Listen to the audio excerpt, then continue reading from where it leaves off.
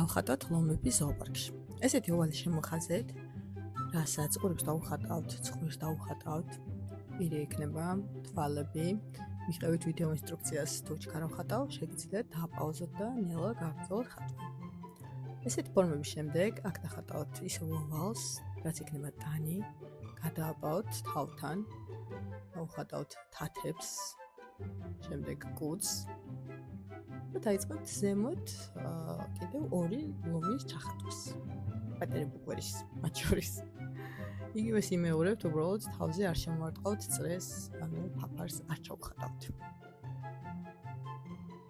ბუკვერის დახატვის შემდეგ ირგვლივ შემოავლებთ აი ესეთ ოვალს, აუცილებელი არ არის რომ იდეალურად მრგვალი იყოს და ესეთ ზიგზაგად ჩავხატავთ. შეგიძლიათ სხვა ფორმებითაც შეცვალოთ. ჩახატავთ ქვებს, ყვავილებს და გააფერადეთ სურვილისამებრ.